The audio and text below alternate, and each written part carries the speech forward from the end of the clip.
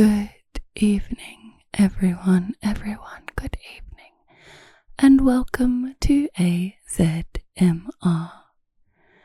Going to start the show tonight by acknowledging that this show was created on the stolen lands of the Jagera and the Turrbal peoples in Meanjin, Magandjin, Brisbane.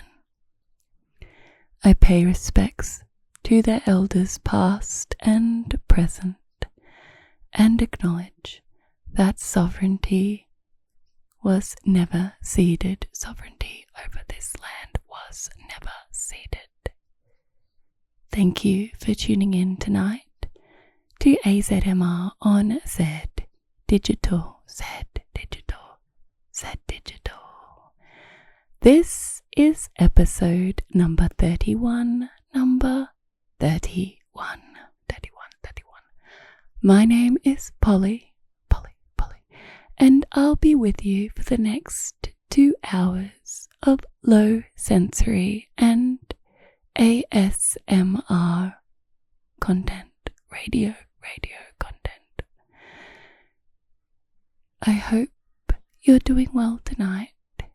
It's the first show of 2025, so are we feeling energized and like we're ready to start a whole new year? I don't know. We're just waiting to see if it's gonna be like last year. Ooh, last year was a bit of a dud. I don't know about you, but I thought that last year was a bit of a dud. But 2025, maybe we're just gonna have a really cute time. Maybe we will. If you want to catch any past episodes, you can head to the 4ZZZ on-demand web service. That's 4ZZZ.org.au/program/AZZMR, and you can listen to the last 6 episodes that aired on Zed Digital. Also, if you want to head back into the past, further into the past episodes, you can head to YouTube and get some fun visuals, maybe some trees or a waterfall or some ants doing a little walk along a bit of wood or dirt. That's a fun time. Maybe it will be a candle or some bubbles. I just don't know. I don't know what it will be. And we also have social media on the Facebook and the Instagram, AzZzMR.4ZZZ on those social media platforms. If you want to give it a little follow or give me any feedback, I guess that might be the place to go for feedback, or any requests that you may have. Probably not song requests, but look, if you give me song requests, I'll probably just read out the lyrics very calmly. Read them out very, very calmly. So, coming up on tonight's show, episode number 31, we will be reading out the Hot 100 announcer talking points for 2024. That's 60 to 41 of this last Hot 100. That's the one from just this week, only a few days ago now, was the Hot 100 hangout for the 2024 Hot 100 on New Year's Day at the Triffid. So I'll be reading the announcer talking points that I got for the section that I announced for that tonight. First up. After that, we're going to be reading some poems I wrote when I was 16 years old, which was a long time ago, and they're not very good, I don't think. I don't know. Sometimes they're alright, but I just suspect they're not going to be great tonight. I don't know. Maybe they'll be fine. Maybe we'll have a really, really calm time and not at all cringy. Not at all. Also tonight, we'll be reading some negative Nintendo game reviews from Nintendo Magazine from one of the months in 2002, which is pretty old and a bit of a cute time. Also, we'll be doing some breathing relaxation exercises just to help you drift off to sleep before playing some gentle piano that will also help you drift off to sleep. Yes, so hopefully that will be very relaxing, those breathing relaxation exercises that we will do together. Then the piano, as usual, the piano. Before we transition to regular music programming. So, that will be a cute time, I think. And hopefully a very relaxing time for us all. So thanks for tuning in to AZMR this evening.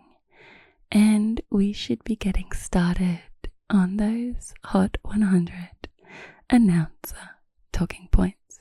So we'll get stuck into that. So I folded them up very small. Folded up this time because I had a very tiny bag to stuff them into.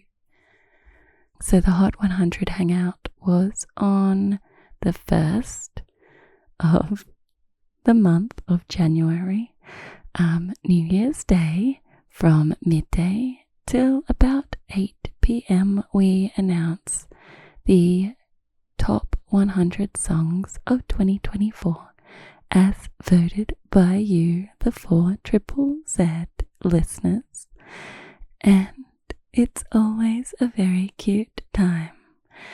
And people bring their dogs, and there's a lot of 4ZZZ announcers, and a lot of the bands come, and it's just a generally friendly day.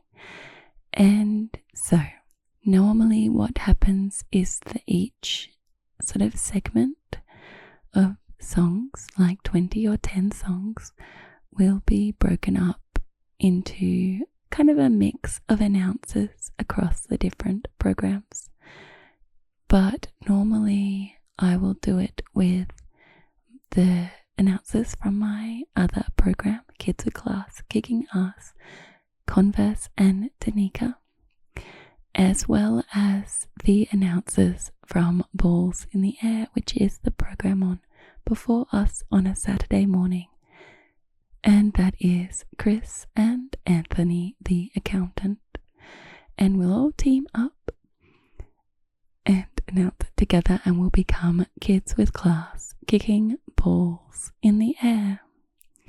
So this year they called us divas for wanting 4 microphones. And you know what? I accept that. So long as they keep providing us with 4 microphones, I will not be cross. But last year there was a bit of a mess around because they didn't have all the microphones. Anyway, this year they were prepared for us with a 4th microphone, which was lovely. And we had a generally cute time announcing number 60 until number 41. There were some shenanigans which occurred, and lots of good songs were played. And Yeah, we had a cute time. Anywho, I'm just gonna start telling you about the announcer talking points. So the first song we played was number 60. Tomorrow's Forecast was the band Tomorrow's Forecast with their song Pathetic, Pathetic, Pathetic. Set to play right here, right now in January 2025. The band was originally based on the Gold Coast. Number 59. Local Authority. Hang the World. Local Authority's album Memory Loss was the 7th most played release on 4ZZZ for 2024. The album was an album of the week in July. 58. Bad Sexed. Bad Sexed. Hear Me Out. Eat Me Out. This one requires a language warning. They played a fun set on Right Here, Right Now this year. Features members Meg, who used to be a host on 4ZZZ's The Hangover, and Emma, who co-captained the Rocking Horses in the Community Cup this year. Number 57.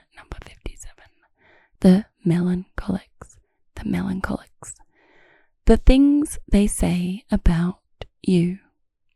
Local band played on Right Here, Right Now in April this year. Number 56. The Owen Guns.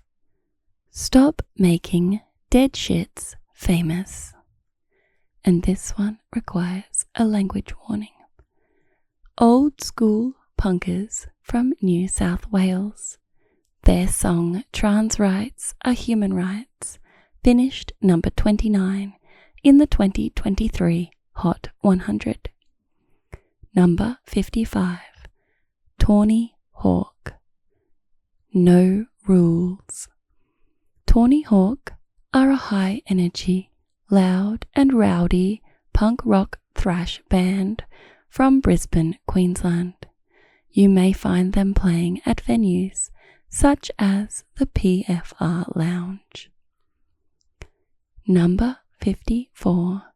Stan. High Horse. Stan's EP Social Suffering was a 4ZZZ album of the week in July. Number 53. Tom Harrison. Start Again.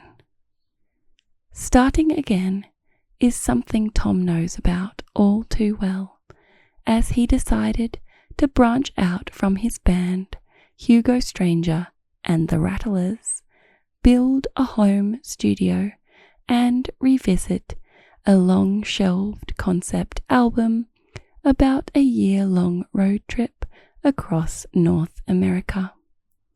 Traveling with his wife, Tom lived in a Chevy van and explored Canada and the United States.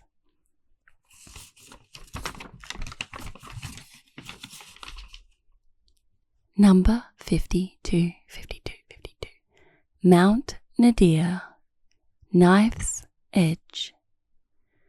Coming in at number 39 last year with their single You and Me, Mount Nadir marks another year in the Hot 100. Number 51. Hills. Daddy Issues. Artwork features a fun-looking ball pit. Number 50. The Glycerines. Rock and Roll Player. The Glycerines album Glycotherapy was a 4ZZZ album of the week in May. They've had songs in the past two Hot 100s, Electric number 29 in 2022 and Jane Street number 52 in 2023.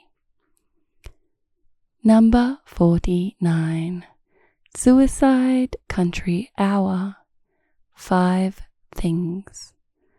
As heard on the Rhinestone Cowgirl on 4ZZZ, Suicide Country Hour finished number 13 in last year's Hot 100 with their cover of I Want You by Savage Garden. It wasn't just Rhinestone Cowgirl who played Suicide Country Hour, we definitely played them a bit, so I don't know about this announcer comment, I don't know. I think given that, so we don't always say the announcer notes, we will sometimes say our own things, and Suicide Country Hour is a band we had plenty to say about on our own. So I didn't even realize that it said that on the day. Anyway, number 48, Combi Killers, Law, have been in the Hot 100 3 times over the last 6 years. 2016 at number 68, 2021 at number 92, and 2022 at number 71. Number 47, Teen Jesus and the Gene Teasers, Dull, featuring Soft Colt. The band's song Girl Sports finished number 6 in the 2022 Hot 100. Number 46, Houseplants, Flying Carp. Houseplants blew away Bella from Right Here Right Now this year when they played in Studio 3 for the show. Their EP, Are We Not Plants, was a 4ZZZ Album of the Week in August. Number 45, Sacred Hearts, Concrete Bikini. Sacred Hearts EP released this year, Siren Songs, was a 4ZZZ Album of the Week. Their cover of Pig City was number 19 in the 2023 Hot 100. So we had June from Sacred Hearts come up and have a little chat about their song before we played their song, which was a bit cute. We had a nice time talking to them about their song Concrete Bikini. Number 44, One More Billy, I'm All Right, came number 41 in 2023's Hot 100 with Mad Government Weed. Number 43, Damien, I Don't Listen to the Radio. Ipswich Represent, their song called Joy finished number 61 in the 2023 Hot 100. 2 out of 10 finished number 68 in 2022. Number 42, Abby Muir, Wish You Well, comes from Cairns. Number 41, Girl and Girl, Hello. The band released their debut album, Call a Doctor, on Sub Pop this year. It was a 4ZZZ Album of the Week in May and the 4th most played release on 4ZZZ for 2024. Yeah, that's the announcer talking points for 60 to 41 in this year's or last year's Hot 100. Okay, so thanks for staying tuned. And if you've just joined us, this is AZMR on Zed Digital.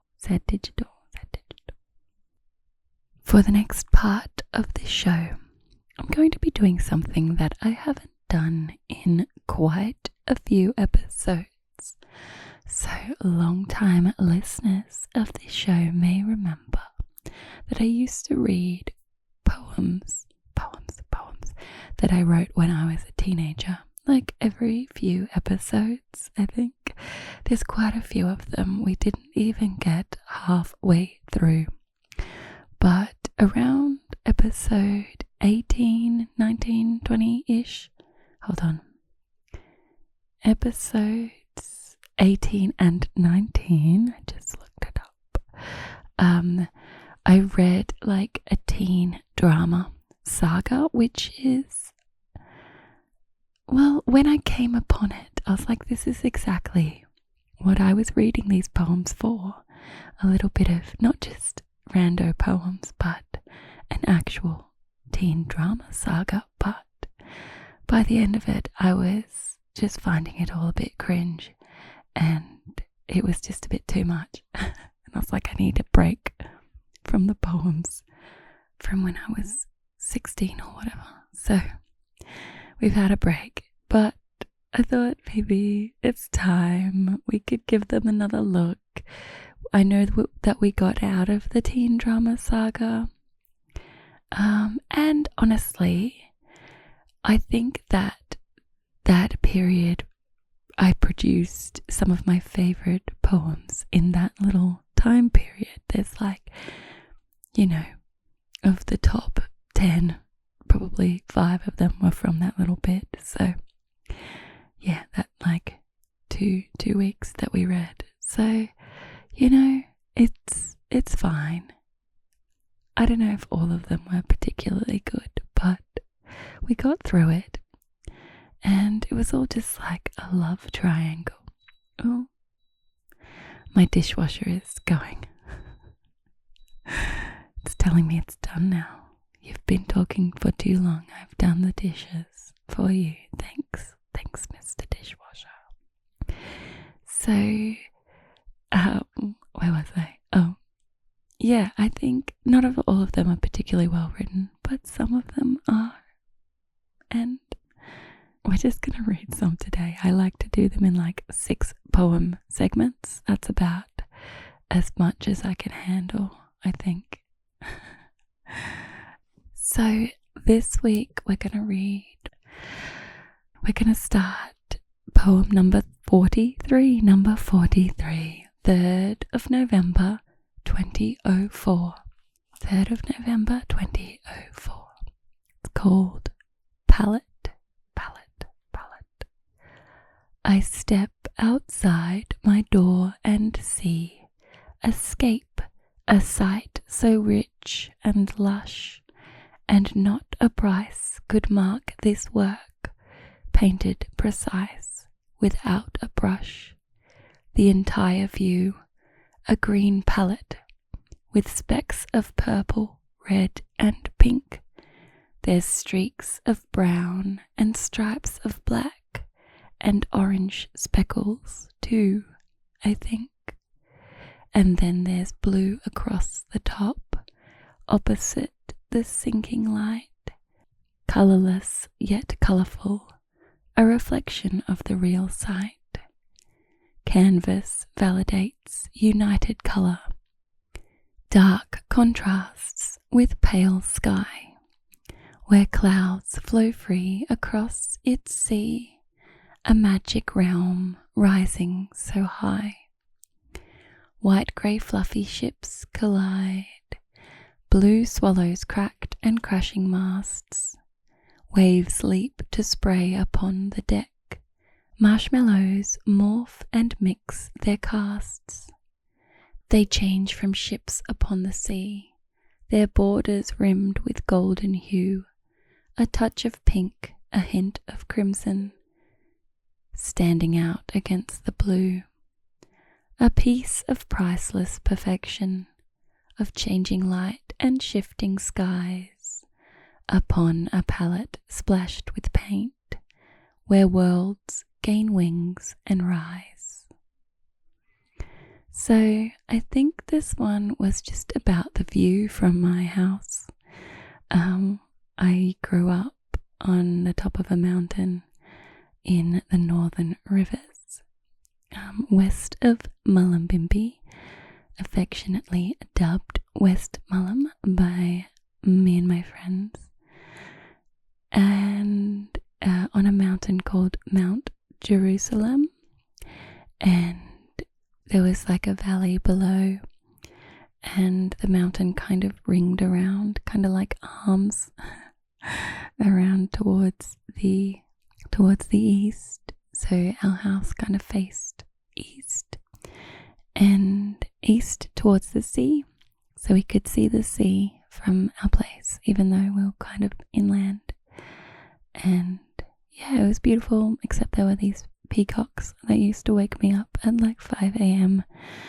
by like sitting on our veranda and like yelling out, which was fairly annoying. I used to throw rocks at them out my little Mr. Ed door. I had a Mr. Ed door, and I'd open the top and throw rocks and be like, go away, I'm trying to sleep, stupid jerk peacocks. Anyway, and I think that this poem is just about the view from my porch towards the ocean, and how, I guess, lucky I was to grow up there. I knew it was a beautiful place, and I guess I didn't ever doubt that it was a lovely place to live. But gosh, it was like I had to catch 2 buses. It was like, I don't know, an hour-ish to get to school, and I had to walk for 2 kilometers to the bus stop down the mountain. So it's terribly rude. I don't know, it's just a very inconvenient place to live for the part of my life that I lived there, into trying to go to, like, you know, teen parties and stuff. But yeah, it was a lovely place. So that was like, oh, you know, stopping to appreciate the place that I lived in, I guess, is the purpose of this poem. Anyway, not particularly deep. There's a lot of metaphors in there, but it's fine. The next one, number 44, 3rd of November, 2004. We're invincible. Is that the same date? It's the same day. Apparently I was just writing poems on this day. It's called We're Invincible. We're invincible. The beat rocks up, and the sound, the music, the rhythm, and us and the world, and we're invincible. Don't fight it, don't deny it, don't listen to your mind, but listen to your heart, and take a chance. Take my hand and glide. We'll spin around the room. Lose yourself in the song, in the beat, and give in to what it's giving you. Let the music take control. Let the song guide you. Don't think, trust yourself, and you'll realize it's easier to trust. Shake and shimmy, just slide. Be suave, be smooth, just ride. Party, swing and sway, and let the music take you away. Take you away. I don't know everyone. I don't know. I was probably just listening to music. Like, this is on the same day as the other one, so I guess I would have gotten home from school, appreciated the view, and then gone inside to listen to some music, and then appreciated the music, I guess. I think this was just about me appreciating stuff. That's not teen drama. So, yeah, I don't think this one is particularly deep at all, everyone. Sorry for that. You know, it's fine. It's all fine. They're all just full of metaphors, aren't they? It's fine. This one is long. Number 45. Oh, it's quite long. Woo. Okay, everyone, buckle in. Buckle in. Number 45, 8th of December 2004. This is more than a month after the last one, so we've had a moment. We've done some life stuff. November to December, that would have been like the year 10 formal would have been in there, I reckon, and general finishing of school parties, an exam, There would have been exams. There would have been exams. Okay. So it makes sense I didn't do any poems for a little bit. So this one is called From Birth to Death. From Birth to Death. From Birth to Death. So I just recorded this and had to stop and take a minute.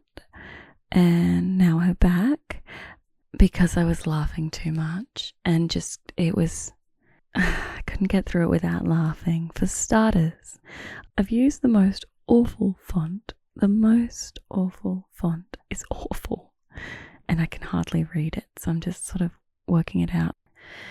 But on top of that, it's 4 whole pages of just something that I have no knowledge about. It's not well written.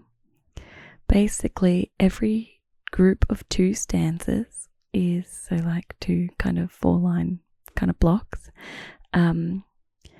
Every group of 2 is talking about a different decade in your life. And writing this as a 16-year-old, obviously, I don't have any experience with most of the decades. So it's terribly cringe. Like, I know I use that word a lot when talking about these poems. It's awful. It's awful. So we're going to try again. And we're going to just try and get through it. So I'm just going to read it. We're just going to try and not think about it too much, everyone. Just don't think about it too much. And hopefully it will put us all to sleep and we're just going to get through it. And it's so long and I believe in us. Okay, from birth to death. When you turn 0-something, you've just begun to walk. You're still so lost in child world. You're still learning to talk. You're sweet and cute and innocent. Your world is a playground. Your life consists of nothing more than anything you've found. When you turn something teen, you're growing up so fast. You party hard and socialize, expecting it to last. You start to notice boys and girls, and smoking, drugs and sex. You get things that weren't there before. Your world seems more complex. When you turn 20-something, you're growing more and more. You become more committed to more things that you adore. You move away from home, become responsible.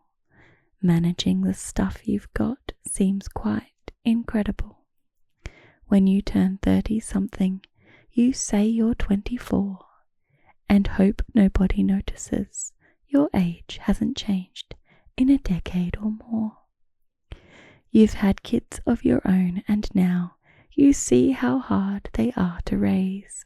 It's hard to find time to yourself when they're running in a craze. When you turn 40-something, you feel you're growing old. Your kids reach where you were before. You're feeling much less bold. You think of things you should have done. You turn your life around. You start to wish your feet were somewhere far above the ground. When you turn 50-something, your bones begin to ache.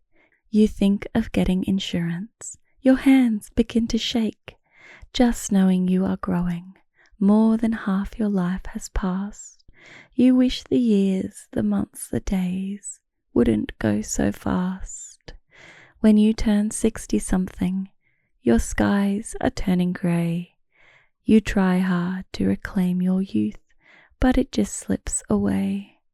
When you're 70-something, your skin sags to the ground. You need a hearing aid to hear any little sound. Your boobs, they drag behind like sacks of wobbling fat. Your skin is old and wrinkly. You start to smell like a cat. When you turn 80-something, you've become old and frail, forgetting who you know and don't. Your heart is prone to fail. Ages, names, and birth dates All of them seem a blur, your brain's coated in a layer of soft and fluffy fur. When you turn 90-something, you need to wear a nappy. Coping with senility, you're growing more unhappy. 100 isn't far away, it seems just round the bend. It's then you realize that your life is just about to end.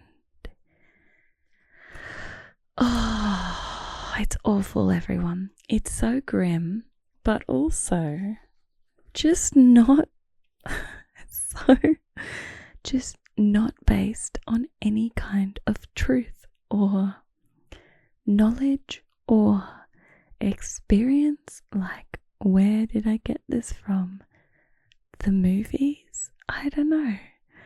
It's not good. It's so not good. I think that's the biggest cringe one of the whole lot, even including all the teen drama. I don't think I dislike any as much as I dislike that poem. But it's done now, and we can move on with our lives and forget. I think that's the best way. Let's move on with our lives and forget. Number 46, 8th of December 2004. So it's the same day, everyone. Oh, I don't want to know what else I came up with on that day, but let's go. It's called Rescue Me, Rescue Me. I want to empty my whole mind. I feel so sick with sadness. I need to be saved ASAP and taken from all this madness. My hands are trembling violently. I've bloated cheeks and swollen eyes. I'm looking so distressed. I'm turning into what I despise. How can I stop being what I hate? I feel as if I'm halfway there. I don't want to fill the world with more lies. I don't want to turn the truth barren and bare. I look in the mirror and I hate what I see. A vision of me so distorted and blurred. I've never been told it would come to this. A warning, a caution I never heard. I feel like I'm trapped inside a glass case, put in a show as the world's display. And outside the world falls apart all around. And all I can do is watch in dismay. There's nowhere to run, I'm locked inside me. I don't believe in dreams or hope. My head is what's sick, and I'm sick in my head. I don't think I can cope.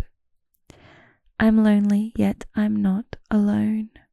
Miracles do not exist. I can't breathe air so foul and fair, polluted by lies and deception. I don't believe I can be more than anything I am. I don't believe in me, I can't see. Is there anything left of me at all? I'm lost and I'm lonely, and no one can help me. I can't even help myself. I don't want to be here and I'm afraid. I'm so afraid. Well, that was also grim. I went from rhyming to just not rhyming, I guess. And yeah, that's a pretty depressed poem, I guess. So starting to feel like the first poem was like a distraction, and then I was like, okay, I guess I better write one about my stupid feelings. Honestly, I don't know what this one's about, just general teen angst, probably. Anyway, let's move on. Number 47, 21st of December 2004. Number 47, it's called question, and then a colon, star, question mark, question. So the word question, and then a colon, and then the word star, and then a question mark. What is it about? Oh, let's go. Can I make you happy if I tried? Can I let you know I'm on your side? Would you feel much better with my cheer? Would it make you happy that I'm here? Is there anything at all I can do? Do you know I'd do it all for you? Can you see how much I care? Do you know that I'll be there? Can you see you're not alone? Are you lost when far from home?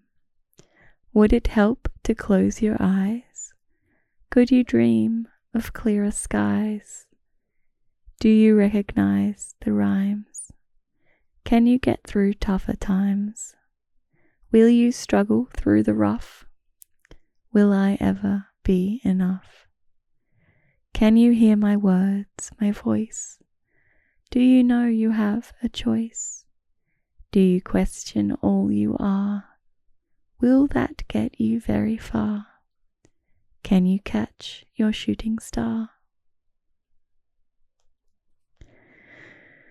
Okay, so I guess the name, the title, question star.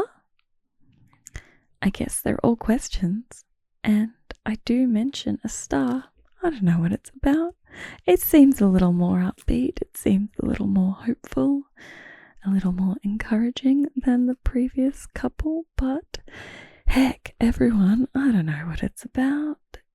I just don't know. Seems a little more upbeat. I don't think I like any of the poems so far today. I don't know. I'm just judging. So much judging. Why there's so many questions. Maybe that's the point. The point was for there to be just questions. Always questions. Okay, the last one.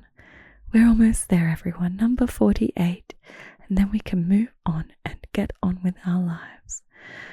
I'm starting to remember why I stopped reading these.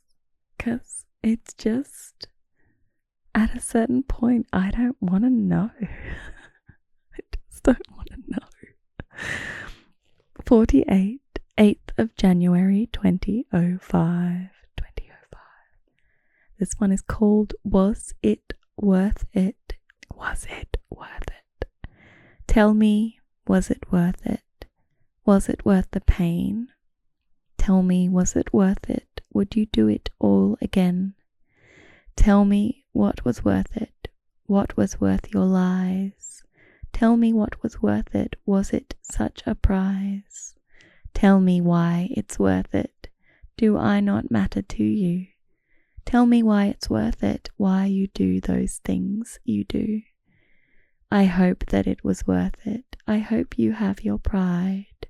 Was it all worthwhile for you, or have you cried? Was it worth a fuss? At least I have my pride. I know that it was worth it, or I wouldn't have cried. Tell me what it was, what you did that was my worth, and how it was you did it, and was it worth it? Look, I honestly suspect that this was probably about some of the same teen drama popping back up, because I can't think of anything else it would have been about. Some of that same, the events of episode 18 and 19 are still kind of trickling through my life, maybe. So, yeah, look, it's fine. It's fine. We'll get over it. Well, obviously I got over it because I don't even really remember it. So, here we are. We've read some poems. We experienced that moment together, everyone. And I'm so, so, so glad that it's over for another evening. And I'm so glad that it's over for another episode, because it's a lot. It's a lot to go back into your history and like basically read your diary out loud. But your diary is super cryptic and trying to be artistic, but not doing the best job. Not doing the best job. So for the next segment of the show, we're going to do something that is one of my personal favorite types of segments, which is reading Nintendo games reviews, specifically the negative Nintendo games reviews. So we've got an issue of Nintendo Official Magazine from July 2002. That's issue number 118 from July 2002. And on the front, we have a picture of a T-Rex, which is from Turok Evolution. It's, yep, just a big angry dinosaur. So that'll be good. That will be good. Very exciting. Let's look for some games reviews. Hold on, I'll just skip forward. I should have found them. Sometimes I find them ahead of time and I bookmark them, but I didn't do that. Here we go. So some of the reviews seem quite long. Okay, here's one. So we only read the reviews that are like less than 50% or 50% or less, but it looks like this one is giving it a ranking from 1 to 10. So we're going to go 5s and under. And yeah, let's give it a go, see what we've got. I think maybe they might have changed their ranking system at some point. But the first article review we have here is for 2002 FIFA World Cup. 2002 FIFA World Cup on the GameCube. 1 to 4 players, 4 memory blocks. Price £39.99. Release out now. Publisher EA. So sometimes when I have these magazines, they're like UK versions. Sometimes they're Australian versions. I don't know. It's a mix, everybody. So 2002 FIFA World Cup. EA sneaked this game out without so much as a whisper to the likes of us. And after playing it, we can understand why. Recently, we were told that there wouldn't be a GameCube FIFA game for Europe, which puzzled us.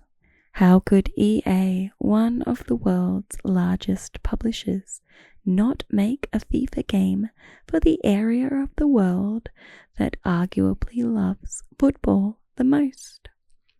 Do they not like making money? Then imagine our surprise when we saw 2002 FIFA World Cup in shops throughout the land, a week before GameCube's launch. At this point, it was clear something odd was afoot. When we popped the game into our PAL GameCube, we were fully expecting an updated version of the FIFA game that graced the Japanese console launch, and which we generally enjoyed playing. However, it quickly became apparent that we were looking at a completely different game, and it was equally apparent that this wasn't a good thing. The two games share the same control system, which isn't a bad thing because, despite a few niggles, it's a workable setup, which is well suited to the GameCube controller. Passing is done using the A button for a kick along the ground, while B performs a lob pass. The C stick can be used for slick 1-2s, while shooting uses the X button and sprinting is achieved by tapping Y. It's a simple system that still allows for loads of special moves, from step overs to juggling. But it does have its problems, chiefly in the passing area. Too often passes go astray, even though the player in possession is firmly pointed in the direction of the receiving player. It's damn frustrating and breaks up the game, reducing it to a scrappy third division encounter rather than a game in the World Cup finals. Other than this, the control system works okay, although scoring goals is still ridiculously easy.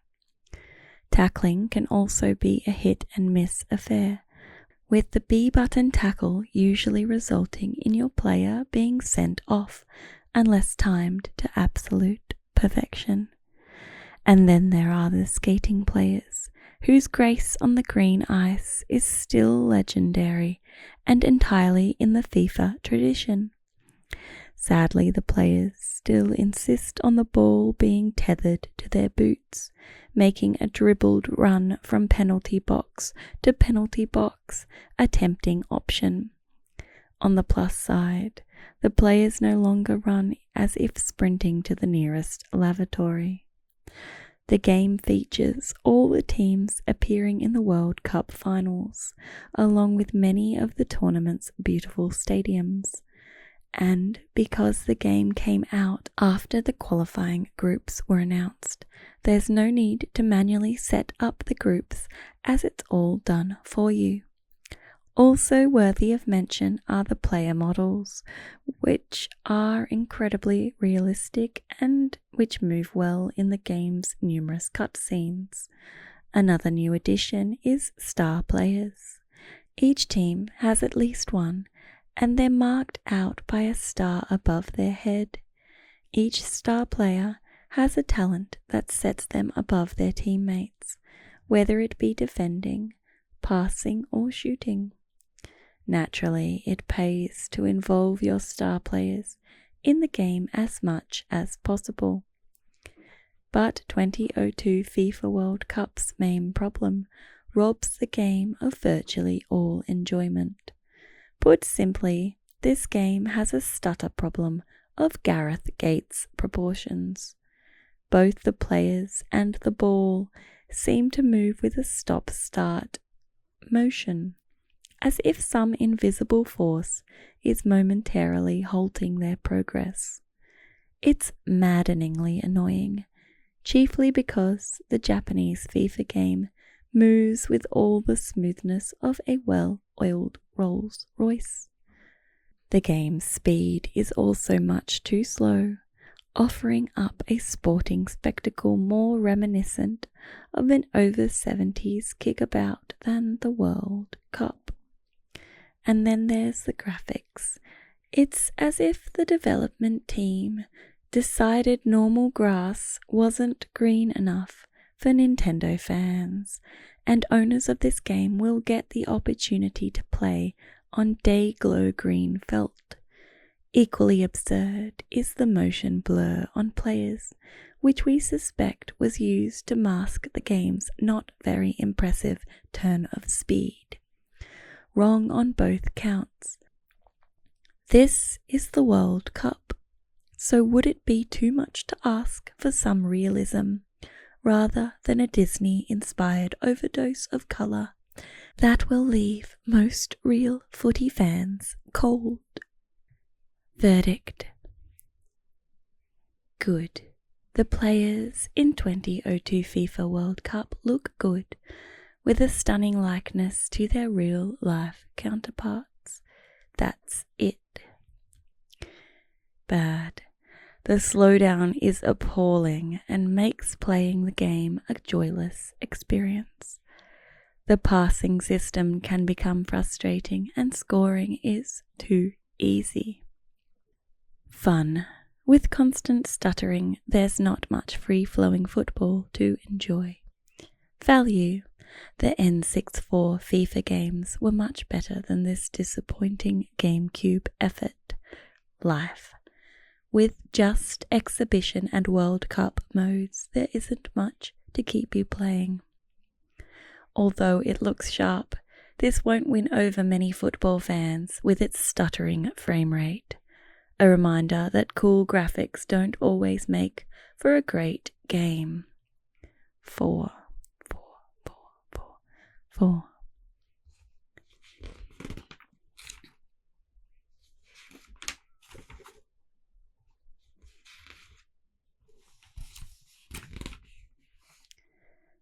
Okay, it's another soccer game. Good.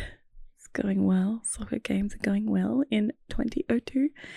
Virtua Striker 3 version 2002. Virtua Striker 3 version 2002. On GameCube. 1 to 2 players, 2 memory blocks, price $39.99, release out now. Publisher Infogrames. Virtua Striker 3 version 2002. Fed up with FIFA? Irked with ISS? Perhaps Sir would prefer to try football with that unmistakable arcade flavor. Up until recently, Nintendo fans have had to make a choice between just 2 footy games, FIFA and ISS. So understandably, there's a slight air of anticipation surrounding Sega's latest GameCube effort to capture the magic of football. Sadly, this title fails to capture the essence of the game and opts for simplistic soccer that's more Boston United than Brazil. With its pared-down arcade style, Virtua Striker 3 version 2002 is simple to get grips with. The B button tackles and passes, A plays a lob pass, and X is used for shoot. That's it, no ball buttons to learn. The game also looks great, with huge players that actually make the pitch look like it's a normal size, and not a football field the size of Norfolk, with 22. And then they've used a slur for people with dwarfism, so I'm not going to repeat that. With 22 little people running around. The players are also well animated and they move about in a realistic way. If you're after a more rewarding and challenging experience, then look no further than the road to International Cup. Here you'll get to take control of a national side and lead them to glory against the world's best. You get to organize training schedules and arrange friendly matches. You'll also get a chance to blood new players and sign talent to improve your squad. It's a rough attempt at including a management simulation in the proceedings, but it's incredibly dull. Your staff are patronizing, and the game seems to pay no attention to your team's performance, telling you that morale is low because you haven't won many matches even after a 6-game unbeaten run. Strip out all the extras and you're left with a very lackluster attempt at a football game. The limited controls will appall purists, demanding the subtle through balls and deft touches of skill that make the game what it is. This is football at its most basic. Run, pass, shoot, tackle, pass, run, shoot, ad infinitum. And because there's no differentiation between strong and weak tackles, you'll inevitably find your men lunging around the park, scything down the opposition and being sent off for their troubles. There are two unforgivable aspects of the game: the lack of a sprint button and dreadful goalkeeper AI. Not being able to sprint hampers your play in so many ways and ensures that no matter how good a run you make, you'll never be able to escape the defenders. The goalkeepers make bad decisions when it comes to claiming the ball, especially during free kicks where they come to collect, fail to do so and allow the opposition striker to slide the ball home with minimum fuss. The final nail in VS3 version 2002's coffin is the camera. There's only one camera angle, a very close-up, slightly elevated view from the sidelines. It makes finding your teammates almost impossible and leads to constant hit and hope passes that rarely find their intended targets. GameCube's owners deserve better than this. Virtua Striker 3 version 2002 is a poor imitation of football with no real depth, even with the management aspect included. Players are robbed of creativity through the lack of any decent controls, and you end up with your players taking part in a 20-man midfield scrum to win the ball. Virtua Striker 3 version 2002 looks good from afar, but it's far from good. Dominic Wint. Verdict: good. Good characters and solid animation make Virtua Striker 3 look like a winner. Goes beyond the average football sim by including the team management element. Bad. The controls are too simplistic and don't allow you to move the ball around. Poor AI often leaves you totally exposed and causes you to let in soft goals. Fun. Not much fun, as you'll spend most of the game hitting B to win the ball back. Value. GameCube isn't swamped with football games, but ISS2 is far superior to this. Life.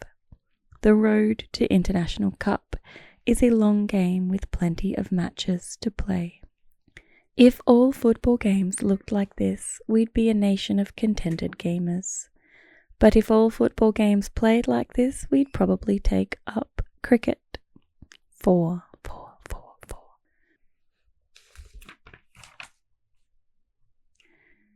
Okay, it's another sports game. Jeremy McGrath, Supercross World on GameCube. Players 1 to 2. 3 memory blocks.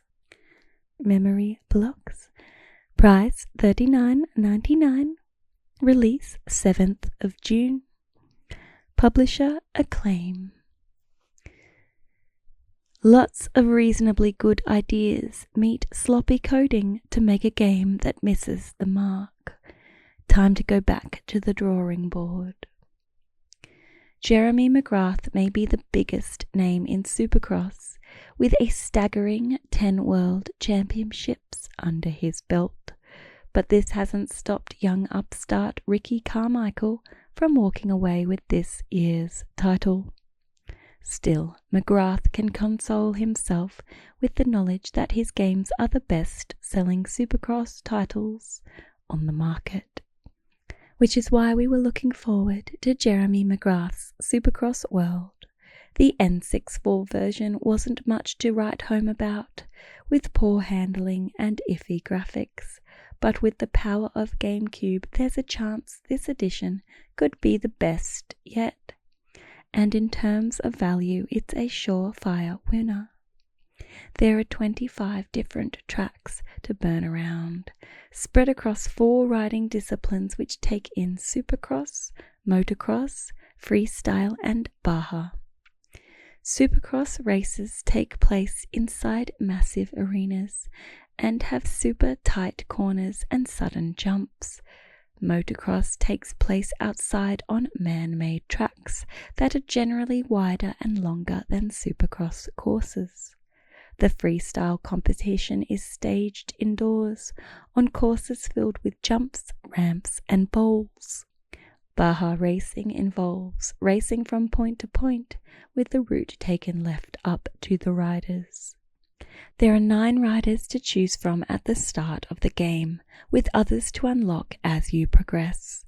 Along with McGrath, expect to see the likes of Grant Langston, Nathan Ramsey, Tim Ferry, Sebastian Tortelli, Ezra Lusk, and Travis Pastrana. Each rider is rated in 4 ways, with marks for stability, cornering, jumping, and stunt skills. And by winning a race series, it's possible to bolster your rider's stats. There is also a choice of bikes in the game, each with a set of attributes which make some machines more suited to certain types of races. Each rider in the game has access to amazing stunts and tricks. Rather than being merely cosmetic, the stunts are awarded points, which in turn fill up a boost meter, which can be unleashed once full, giving you both a speed and technique advantage over the other competitors. It's possible to dip in and out of the various races in the single event mode, but to become a champion and improve your chosen racer and bike, you'll need to tackle the tough career mode, which will take you from rookie status right up to the upper echelons of Supercross. However, it's unlikely that you'll want to bother, as Jeremy McGrath's Supercross World has some fundamental flaws that stop it being the fun game it wants to be. Our main gripe is the control system that doesn't convey the sensation of being on a bike. It all feels very unconvincing, and things aren't helped by a trick system that will see you wiping out far too often. The problem lies in the sluggish nature of the trick system. The tricks are executed by pressing and holding X or Y, and then moving the 3D stick. We found that the time lag between pressing the buttons and your rider actually doing them was too long.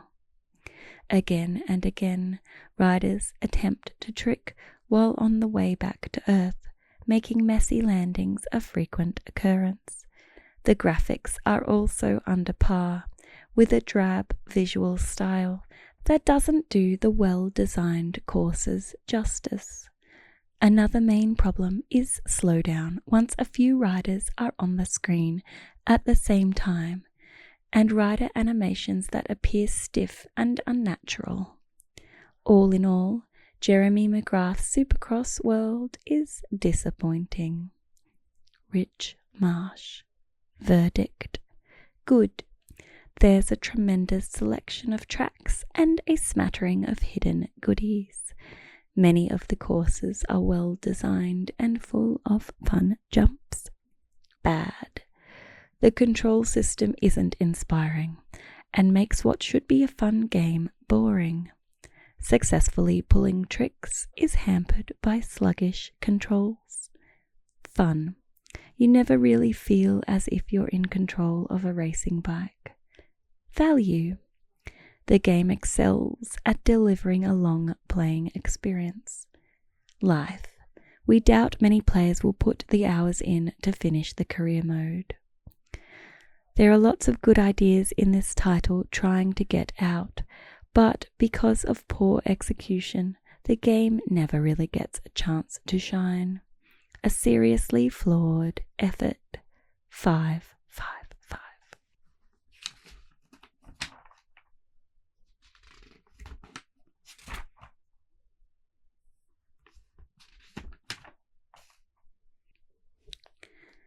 Gremlins, Stripe vs. Gizmo. Game Boy Advance. Price $24.99. Release out now. Publisher Wanna-Do. Take control of that lovable lump of fluff, Gizmo, who's trying to rescue all of the Christmas presents in Kingstone Falls that have been stolen by Stripe. Gizmo has a wide range of abilities at his disposal, such as double jump, roll attack, and crawl. Gizmo can also find flashlights that can be used to stun the evil gremlins and melt their green butts. This is a pedestrian platform game with little or no imagination in level design and no new innovations.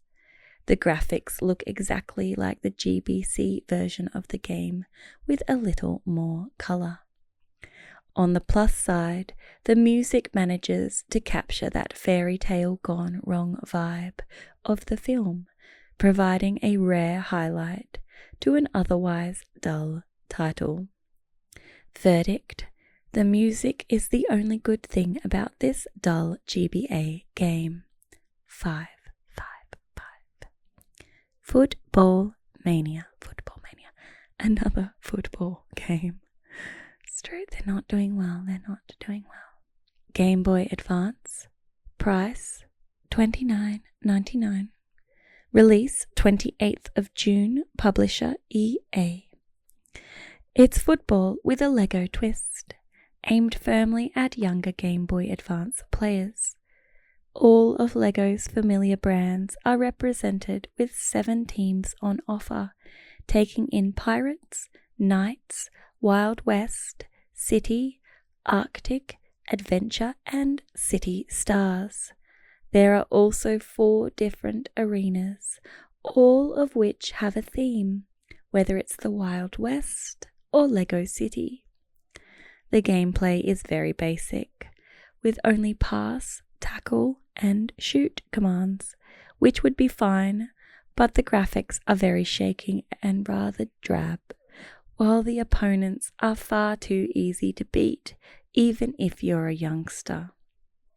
Verdict: even young kiddies will find this drab game easy to beat with its simple gameplay. 4. Downforce.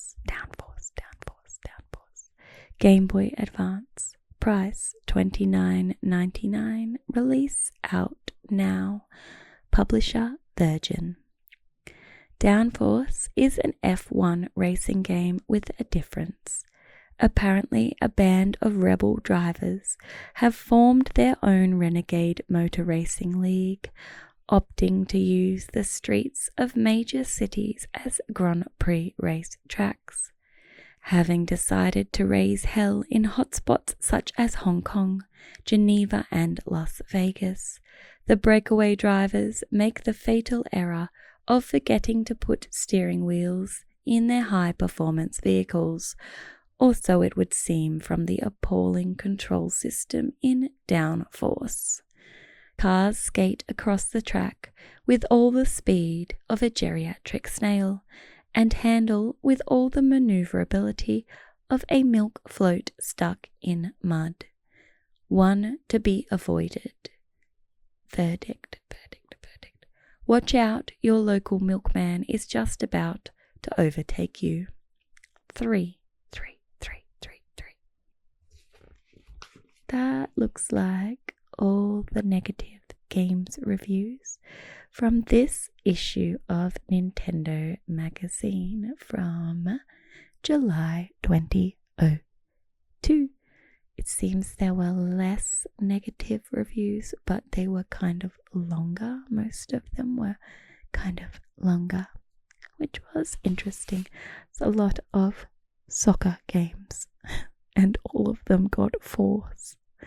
So I guess they didn't go well, or maybe they're just, I don't know, sassy about soccer games. I don't know. But that's it for that part of this show. And thank you for tuning in to AZMR this evening. Thank you. Thank you for tuning in. So, now that we're getting towards the end of the show, it's time that we really get serious about getting to sleep. So, what I want you to do first is to get yourself comfortable, whether that's comfortably in bed or on a couch or on the floor or on a rug or outside on some grass, wherever you feel the most comfortable. Just make sure you are comfortable. Next, I want you to close your eyes. Close your eyes. Close your eyes. And allow your body to become as relaxed as possible into the mattress. Next, I'd like you to take a few deep breaths in through your nose and out through your mouth.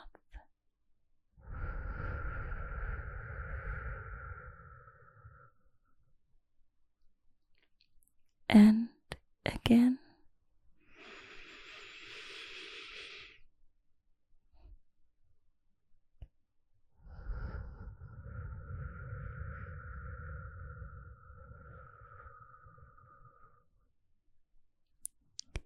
And again.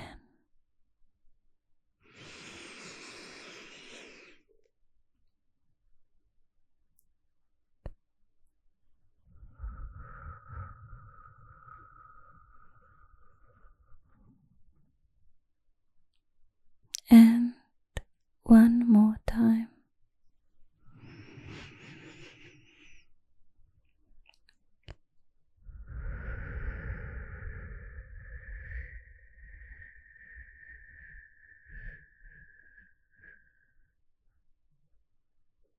Now, I want you to really focus on each breath as the air enters your nose, as the air travels down into your lungs, as you feel your lungs expanding. I want you to really focus on the breath.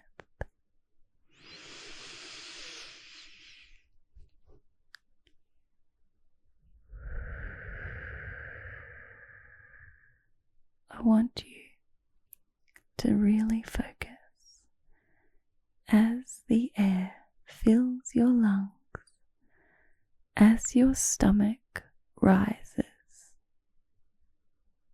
and expands. And also, I want you to really pay attention to each breath out.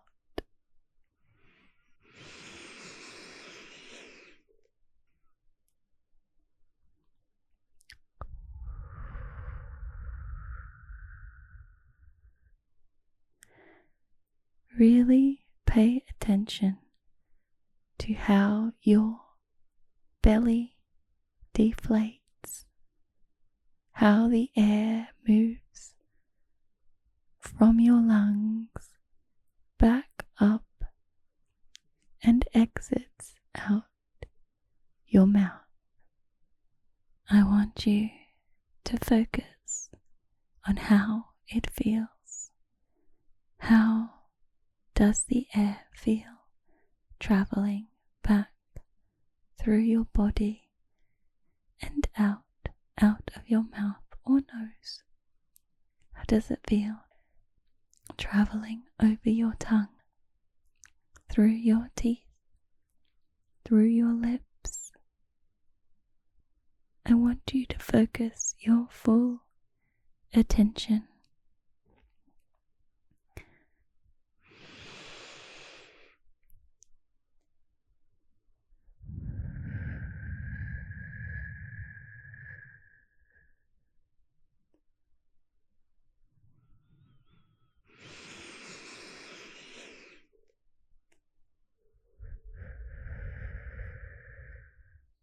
focus your full attention on your breath moving through your body, entering and exiting again.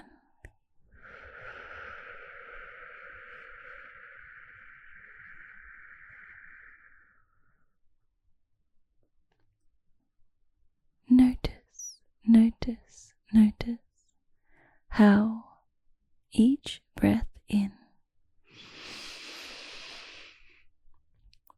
is different from each breath out.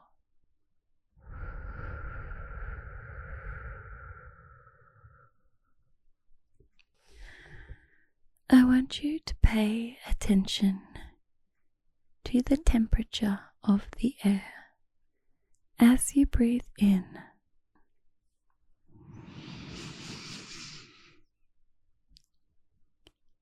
and out.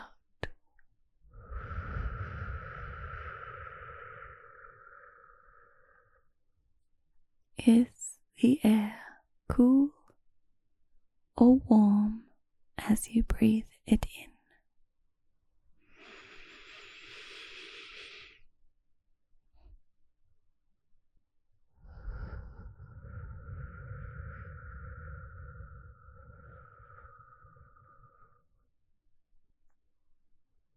Is the air cool or warm as you breathe out?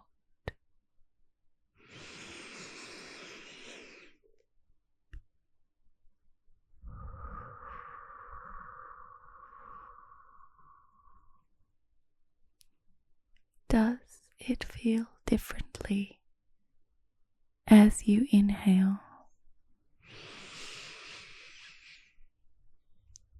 to as you exhale?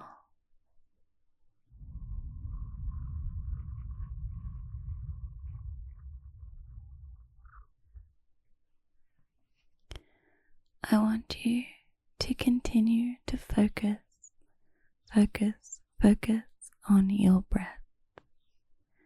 And as you are focusing on your breath, I want you to begin to let go of all other sounds that are around you,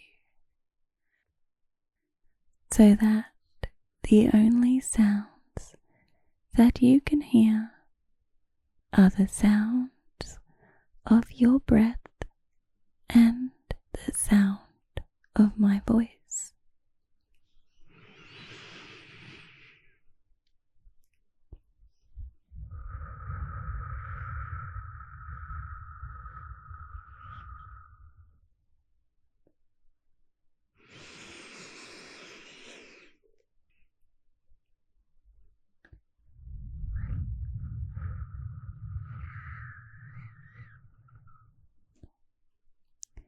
You can choose to breathe more fast or more slow if it is more comfortable for you. You don't have to go at the same speed as me, but I want you to really focus on your breath. Each breath in and each breath out.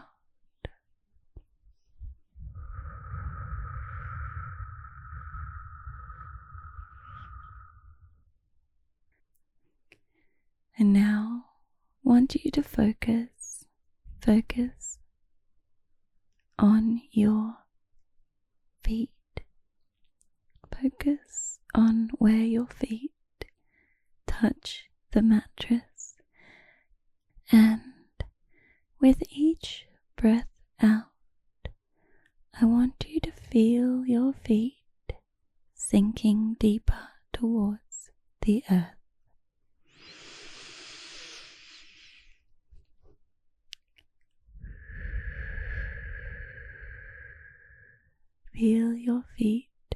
becoming more connected, more submerged, more engulfed within the mattress, within the earth.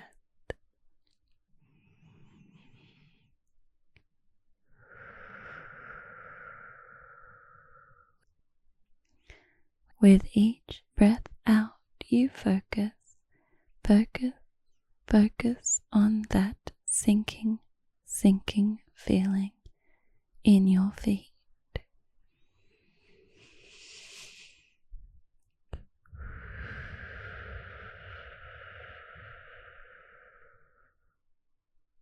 Now, I want you to feel that sinking, pulling your legs down to now.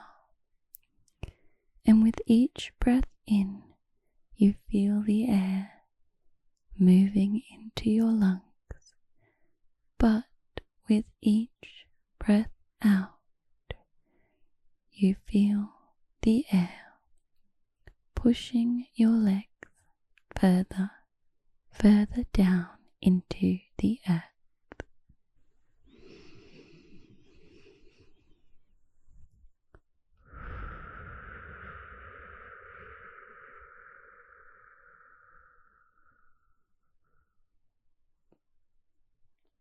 And again.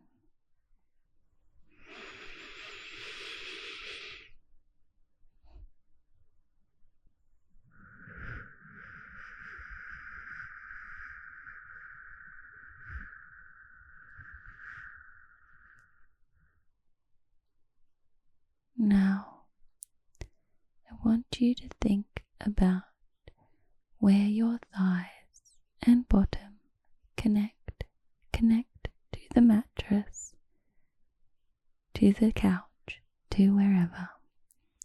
Think about where they connect.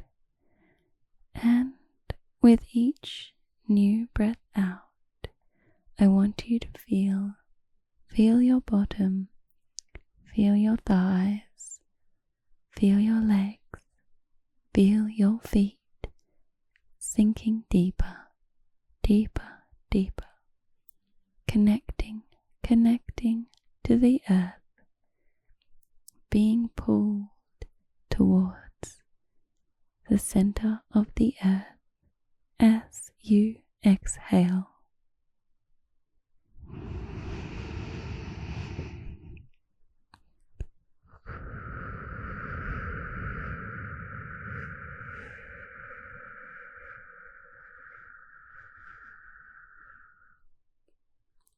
And again.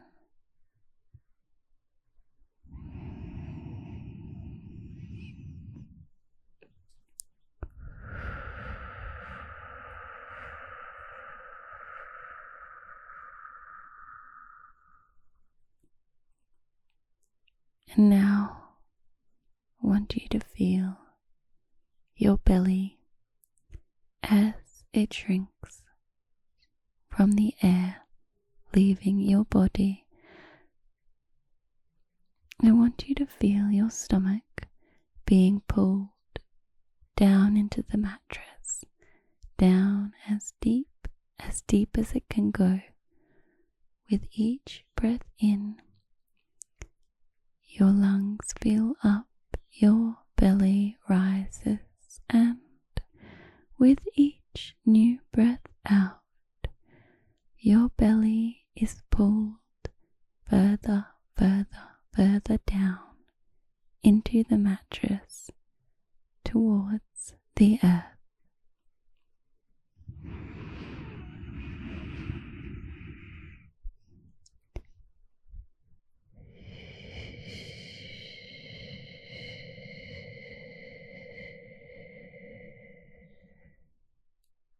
And again.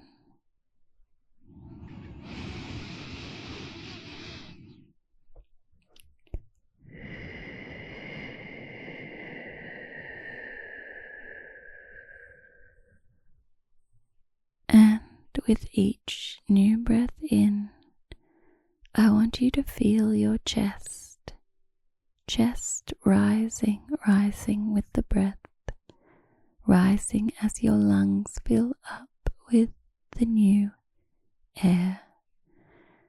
And with each exhale, I want you to feel your chest sinking lower, lower, lower into the mattress, lower towards the earth.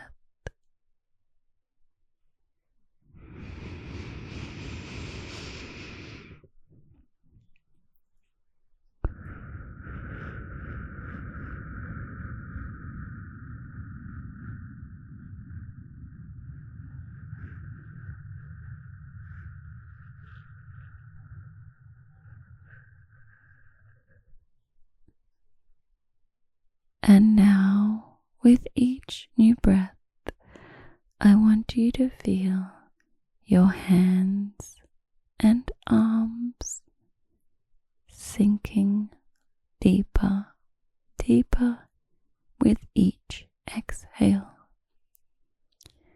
As you breathe out, I want you to feel your hands sinking lower. Feel your arms, your elbows, and your shoulders being pulled, pulled, pulled further down towards the center of the earth. Feel the air moving into your lungs, and then as you breathe out, your arms sink further down. Your hands move further into the mattress. Your elbows and your shoulders are pulled further down.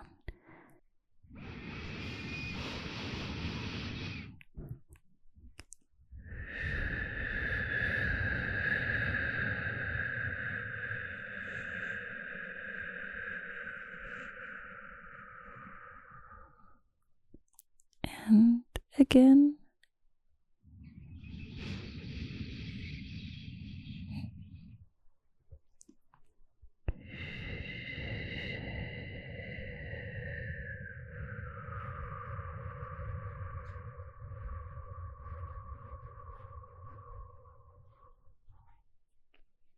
Now, as you move to your head, I want you to feel the thoughts leave you and help pull you deeper into the mattress with each exhale.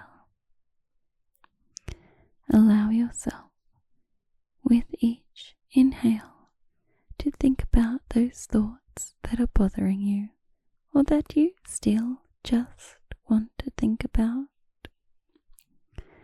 But with each exhale, I want you to allow yourself to let go of those thoughts just a little bit more until you feel them leaving you and fading down into the mattress.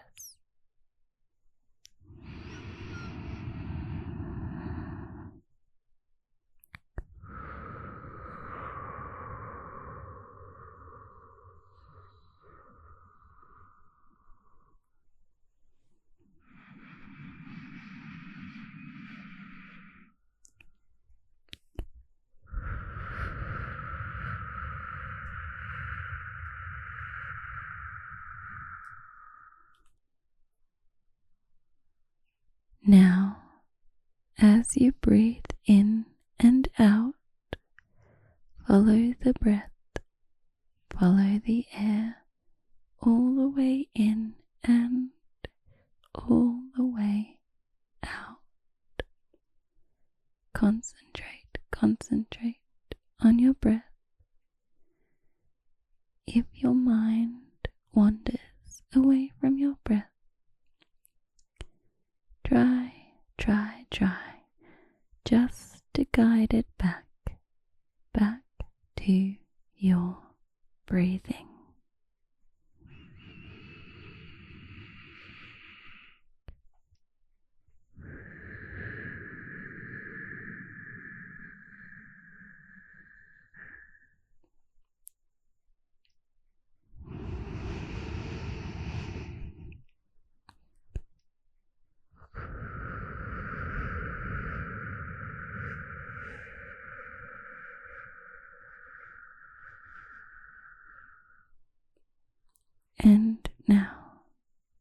continue breathing just in a way that feels comfortable to you. Just continue focusing on your breath, guiding any thoughts you have back to your breath, allowing any thoughts you have to be exhaled. I'm going to play some gentle piano now, and as I do so, just want you to continue focusing on your breath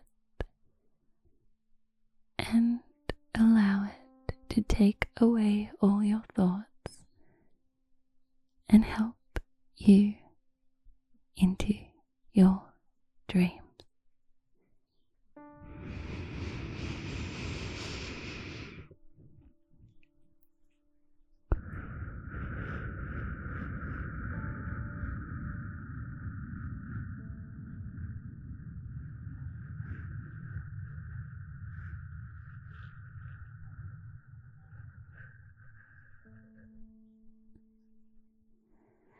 And as I play the gentle piano, I want you to continue focusing on your breath, but slowly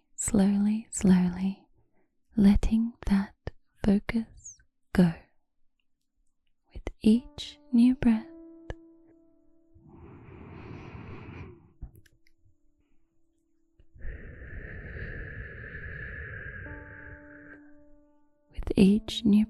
letting your thoughts go.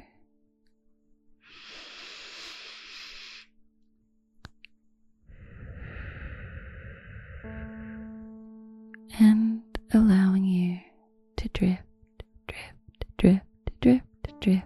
off to sleep.